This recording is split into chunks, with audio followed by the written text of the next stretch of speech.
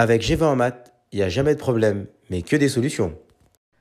À travers cette vidéo, nous allons voir ensemble une méthode pour calculer le déterminant d'une matrice 3-3 en développant soit suivant une ligne ou suivant une colonne. Donc en fait ici, nous avons ce déterminant que nous souhaitons calculer. La première chose qu'il va falloir repérer dans ce type de déterminant, c'est y a-t-il des zéros ou pas dans des lignes ou des colonnes. Donc ici en l'occurrence, on observe que sur la deuxième ligne ou sur la troisième colonne, on a un zéro. Donc on va plutôt tendance à privilégier cette ligne ou cette colonne. Donc nous, dans l'exemple, on va prendre, on va s'intéresser à cette deuxième ligne. Donc pour ce faire, si on veut développer un déterminant suivant une ligne, la première chose que nous allons faire, c'est prendre le premier coefficient de la ligne que nous avons choisie. Donc là, c'est la deuxième ligne. Donc on prend le 2. Et ensuite, on va lui affecter un coefficient. Donc on va voir que l'ensemble du calcul va s'appeler un cofacteur. Donc on va faire toujours moins 1. Et en puissance, on va mettre la position de la valeur que nous avons prise du coefficient de la matrice. Donc ici, le coefficient 2 était situé à la deuxième ligne et première colonne. Donc je vais mettre coefficient 2 plus 1 fois. Et ensuite, va apparaître un déterminant de 2. Et ce déterminant, comment on va le constituer? Donc c'est une sous-matrice qu'on va déterminer. On va supprimer la ligne que nous avons choisie et la colonne où il y a le 2. Donc le 2 se situe à la deuxième ligne, première colonne. Donc on va supprimer la deuxième ligne, on va supprimer la première colonne. En fait, il va nous rester le 2, le 3, le 1 et le 2 que nous allons reporter ici. 2, 3, 1 et 2. Et donc en fait, ici, en termes de vocabulaire, vous allez voir que ce calcul qu'on va être amené à faire tout à l'heure va s'appeler le cofacteur et que ce calcul, ce déterminant de 2, est appelé un mineur. Donc ça, c'est en termes de vocabulaire.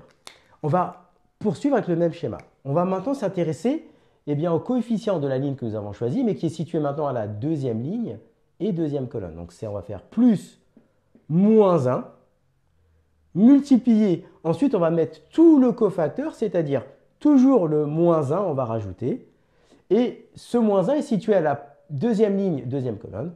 Donc on va mettre ici un 2 plus 2. Parce qu'il est situé à la deuxième ligne et deuxième colonne.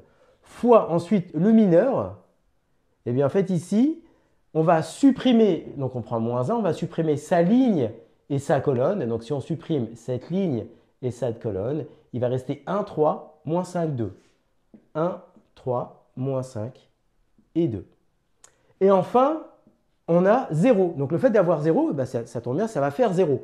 Là, on ne va pas l'écrire directement 0, on va juste retravailler un peu la notion. D'accord? Donc le résultat, c'est effectivement 0.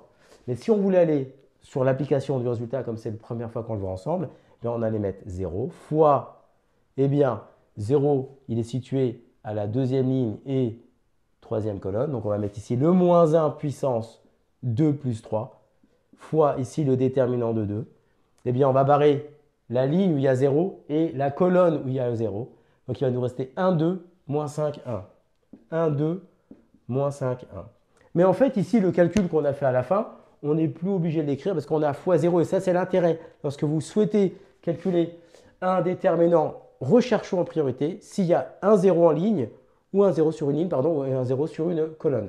Donc maintenant, une fois qu'on a fait l'établissement du calcul, donc ça, on sait que ça fait 0, donc pas de souci. Il va falloir maintenant s'intéresser à ce résultat.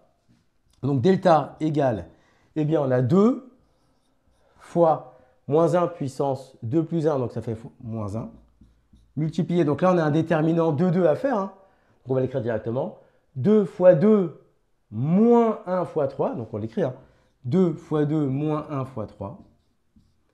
Plus, donc moins 1.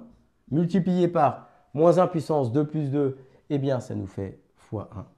Multiplié. Et ensuite par ce déterminant. Et donc ça nous donne 1 fois 2. Donc 1 fois 2, moins 5 fois 3. Moins 5 fois 3. Donc là, on a vraiment détaillé ensemble les calculs. Donc on donne maintenant le résultat.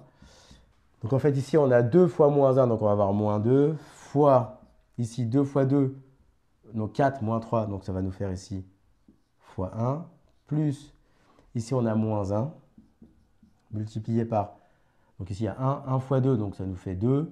Ici, on va avoir plus 15, donc ça va nous faire 17. Et donc au final, on va avoir delta qui est égal à moins 19. Donc là, on a développé, en fait, on a calculé ce déterminant en développant, suivant une ligne, tout de suite, le même calcul, mais on va développer suivant une colonne pour consolider la notion. Dans cette situation, on va calculer le déterminant de la matrice précédente à l'aide maintenant d'un développement suivant une colonne. Donc ici, on a entouré la colonne qui nous intéresse. C'est la troisième colonne ici de la matrice. Tout simplement pourquoi? Parce que nous avons ici un 0 qui intervient. Donc ça va faciliter nos calculs futurs. Donc ici, tout simplement, delta égale. On prend le premier coefficient, c'est le 3. Multiplié, donc là on va faire apparaître le cofacteur. Donc toujours le moins 1 puissance 3 est situé, première ligne, troisième colonne. Donc 1 plus 3 fois un déterminant de 2, donc on appellera le mineur. Eh bien c'est le sous-déterminant, entre guillemets, qui va être généré en ayant supprimé la ligne du 3 et la colonne où il y a le 3. Donc il va nous rester ici 2, moins 1, moins 5 et 1. Et donc ici on rappelle, comme vu tout à l'heure, que ce produit correspond au cofacteur et que celui-ci va correspondre à ce qu'on appellera au mineur. Et donc on reproduit le même schéma pour les autres termes de notre colonne. Nous avons 0, ça tombe bien, plus 0, donc il n'y a aucun calcul à faire. Tout à l'heure on l'avait détaillé, là il n'y a plus besoin, il y a 0. On laisse 0, plus ensuite 2 fois moins 1 puissance 2 est situé ici, troisième ligne, troisième colonne, donc 3 plus 3, multiplié par le mineur ici, on va supprimer la ligne où il y a 2 et la colonne où il y a 2. Donc il va nous rester 1, 2, 2, moins 1, 1, 2, 2, moins 1. Et donc maintenant, il ne nous reste plus qu'à faire les calculs. Tout simplement, delta égale 3 fois 1 fois, donc ici, ça va nous faire 2 moins, et ensuite moins 5 fois moins 1, donc ça va nous faire ici plus 5, donc 2 moins 5, plus 0, plus 2 fois 1, fois ici, 1 fois moins 1, ça nous fait moins 1, et moins 4, parce que 2 fois 2. Et donc, au final, delta égale donc 3 fois 1 fois ici moins 3, plus 0, plus donc 2 fois 1 fois moins 5. Et donc, si on fait le calcul, là, on voit bien qu'on a moins 9. Ici, nous avons moins 10. Et on obtient le même résultat que tout à l'heure. Delta est égal à moins 19. Comme tu as kiffé la vidéo et que tu veux des bonnes notes en maths, alors tu mets un pouce bleu, tu t'abonnes à notre chaîne, tu poses un commentaire, on y répond sans problème. Ensuite, on t'embarque avec nous sur g20enmaths.com. Des exercices corrigés, des détails de ouf avec ça. Plus d'excuses pour pas avoir de bonnes notes en maths. Et bien sûr, rendez-vous sur nos réseaux sociaux.